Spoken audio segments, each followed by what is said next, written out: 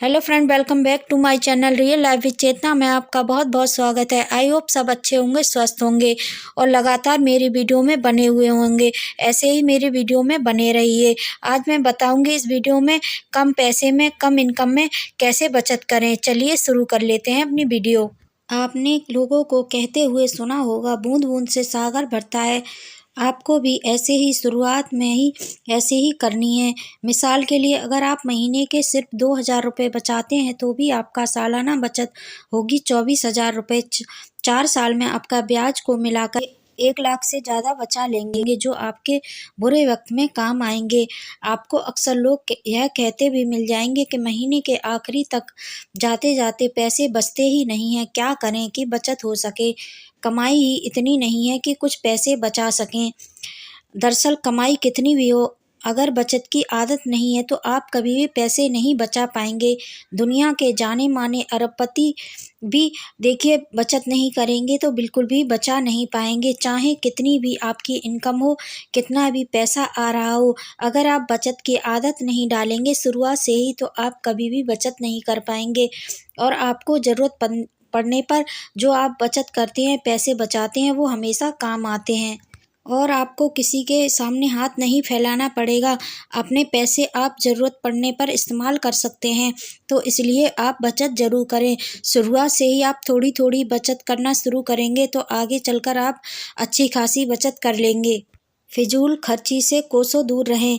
एक बात याद रखिए कि आप जो भी पैसे बचाते हैं, समझ लीजिए कि आप उस पैसे को कमाते हैं। मिसाल के लिए आपको 500 मीटर जाना है तो आपका ऑटो के बजाय पैदल भी जा सकते हैं और किराए के पैसे बचा सकते हैं। साथ ही आपको दिखावे के लिए फिजूल खर्ची भी नहीं करनी चाहिए, क्योंकि मुश्किल वक्त में दिखावा नहीं, आपकी बचत ही काम आती है। इसीलिए आप आज से ही शुरुआत कर दीजिए बचत करने की। और आपको जहाँ ज़रूरत नहीं है वहाँ पैसे खर्च ना करें बिल्कुल भी। जैसे कि पैसे देखिए, आप कपड़े खरीदने में ज़्यादा पैसे वेस्ट करते हैं तो वो ना करें और ज़रूरत हो वही सामान को खरीदें, वही कपड़े खरीदें।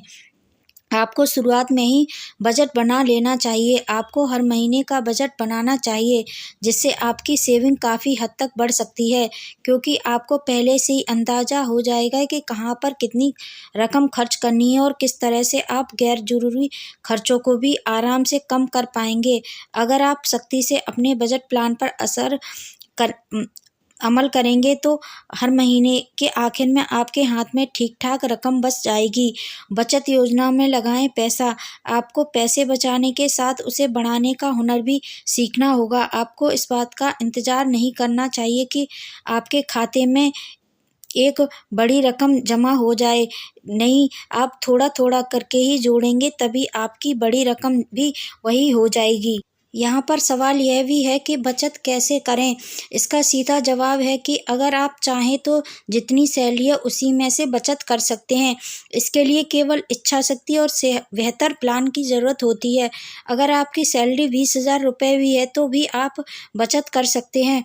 फॉर्मूला यह है कि सबसे पहले सैलरी आते ही सेविंग के लिए निर्धारित राशि को दूसरी अकाउंट में ट्रांसफ़र कर दें। अगर दूसरा अकाउंट नहीं है तो फिर तय कर लें कि बचत के लिए जो राशि निर्धारित की है उसे हरगिज़ हाथ नहीं लगाएंगे। उस राशि को महीने के पहले हफ्ते में ही निवेश कर देंगे। दरअसल अगर आप सैलरी और सेविंग के बीच तालमेल नहीं बिठा पा रहे हैं तो मुमकिन है कि आप वित्तीय लक्ष्य को हानि करने में चूक जाएं। हमारे देश में अधिकतर लोग सेविंग को लेकर जागरूक नहीं हैं। उनसे जब भी सेविंग की बात करें तो उनके पास एक आसान बहाना होता है कि अभी सैलरी कम है, जब थोड़ी बढ़ जाएगी तब निवेश करेंगे या बचाएंगे। लेकिन ऐसे लोगों की सैलरी बढ़ने के साथ भी खर्चे बढ़ जाते हैं और फिर भी कुछ नहीं बचा पाते। इसीलिए आप शुरुआत से ही देखिए, कहते हैं बूंद बूंद से घड़ा भरता है, वो सही बात है बिल्कुल। लोग पुराने ज़माने में जो कहते थे वो सही कहते थे कि आप अगर एक एक पैसा भी बचाएंगे तो काफ़ी पैसे आप बचा पाएंगे और सेविंग कर पाएंगे। इसलिए आप सैलरी बढ़ने का इंतज़ार ना करें, पहले से ही आप शुरुआत कर लें बचाने की, तभी आप बचा पाएंगे। लेकिन आज के दौर में अधिकतर लोगों की सैलरी 50,000 रुपये के आसपास होती है। अगर आपकी भी सैलरी 50,000 रुपये के आसपास है तो आप जान लीजिए आपको हर महीने कितना पैसा बचाना है और उसे कहाँ निवेश करें ताकि भविष्य में वो बड़ा फंड बन सके और मुसीबत में काम आ सके। अगर आप शादीशुदा हैं और 2 बच्चे हैं तो आप 50,000 रुपये सैलरी में से बचत कर सकते हैं। सामान्य तौर पर प्राइवेट जॉब करने वालों को मंथली सैलरी में से करीब 30% राशि बचानी चाहिए। नियम कहता है कि 15,000 रुपये पर हर महीने बचाना चाहिए। अगर आपकी सैलरी 50,000 रुपये महीने है और आप हर महीने उसमें से 15,000 रुपये बचा पाएँगे तो आप बहुत अच्छा खासा अमाउंट जोड़ पाएँगे और आपको ज़रूरत पड़ने पर वह काम भी आएगा। इसलिए आप आज से ही शुरुआत कर दीजिए बचत करने की। शुरुआत में आप 10% राशि बचाएँ।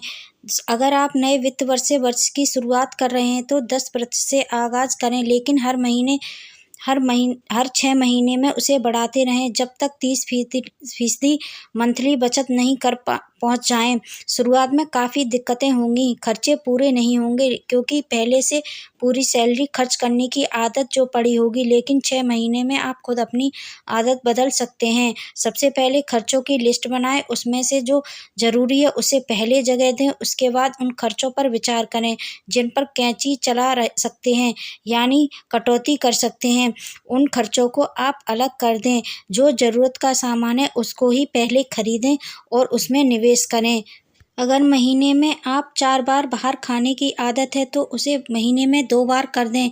इसके अलावा फालतू खर्चों की एक लिस्ट बनाएँ जिससे आप हर महीने बेवजह खर्च करते हैं। यकीन मानिए हर आदमी अपनी सैलरी का करीब 10% हिस्सा फ़िज़ूल खर्च में कर देता है। इसके अलावा ऑनलाइन के इस दौर में अगर क्रेडिट कार्ड रखते हैं तो इसके इस्तेमाल पर लगाम लगाएँ। अगर बहुत सारा क्रेडिट कार्ड बनवा रखे हैं तो कुछ को तुरंत बंद कर दें। इसके अलावा ऑनलाइन शॉपिंग से बचें।